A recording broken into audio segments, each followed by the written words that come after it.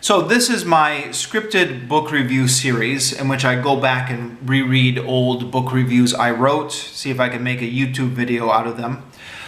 A number of these old ones are back from the George W. Bush era and were polemical books written in that time. And here's another one. So remember back 2004, George W. Bush was president. There were a lot of books coming out, both the right and the left. And this was a book I stumbled across in an English bookstore in Fukuoka City in Japan called Take Back the Right by Philip Gould, which I bought on a whim. It's the story of a lifelong conservative who talks about how he left the conservative movement after being so frustrated by the Bush administration. Since I don't consider myself a conservative, this isn't the kind of book I usually read, but I like to keep an open mind by exposing myself to anti-Bush books from all across the political spectrum. It's an okay book. Nothing I'd recommend too highly, but the author has a good sense of wit and humor. And the book had a couple of gems that I just couldn't resist retelling here. Things I thought were funny. So, number one is when he's talking about working all his years working in a political think tank. And he says, "Pity be unto the think tank analyst who forgets the maxim. Here's your money, and here are your conclusions. Now, go do the research."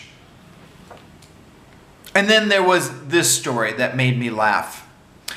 Apparently, during the Cold War, the CIA was trying to figure out why they never knew how weak the Soviet economy had really been. Now, it turned out that the CIA economists had been using Soviet numbers for their analysis. The Soviets, by contrast, knew that their own numbers were junk, so they didn't rely on them. And instead, the Soviets looked at the CIA's data to find out what their economy was like. And then the CIA's data kept telling them their economy was in great shape. I just thought that was funny.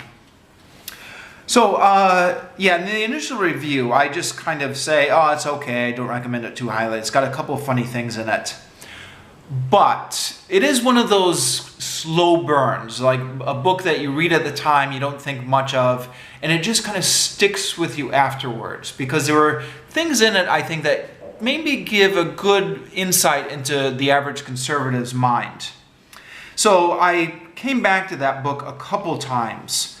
Came back to it after the November election to try and figure out how Bush could have got reelected. And quoted from the book at the time, I'll read that part. "I've mentioned before, but I recently read an interesting book called Take Back the Right by Philip Gould. In the book, Philip Gould, a lifelong conservative, describes what he feels is wrong with the conservative movement. Now, obviously, I'm coming from a different angle on things than Gould is. So I don't agree with everything he says, but I think he has a few good points. Gould says that the right is so antagonized by the left that it has long ago adopted the policy of automatically reacting against whatever the left is for. For instance, Gould says that no intelligent person in their right mind could possibly be against the principles of environmentalism, feminism, or gay rights. But conservatives have become so infuriated by the confrontational tactics of the left that they have adopted as their motto, "We are against whatever they are for."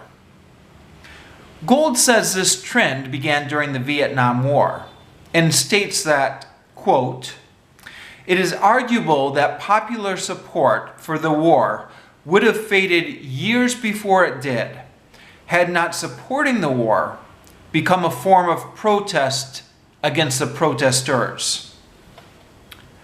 The war in Iraq has already been compared to the Vietnam War in many ways, but perhaps this is another area where there are similarities.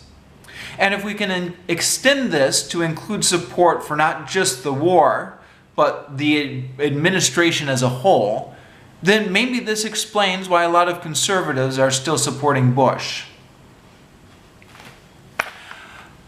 And then I came back to the book one more time. This was back in 2006 when I was back in the United States and participating in an anti-war protest against the Iraq War, and was a little bit troubled by some of the confrontational elements of it. So I just kind of came back to Philip Gold's book one last time.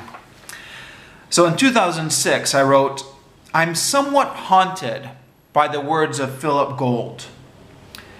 And then the same quote again, "It is arguable that popular support for the Vietnam War would have faded years before it did, had not supporting the war become a form of protest against the protesters."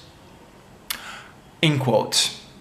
Of course, that's a right-winger's perspective on things, isn't it? Who's really to blame for the atrocities in Vietnam? Why, the people who are protesting the war, of course, and therefore tricking the rest of us into supporting it.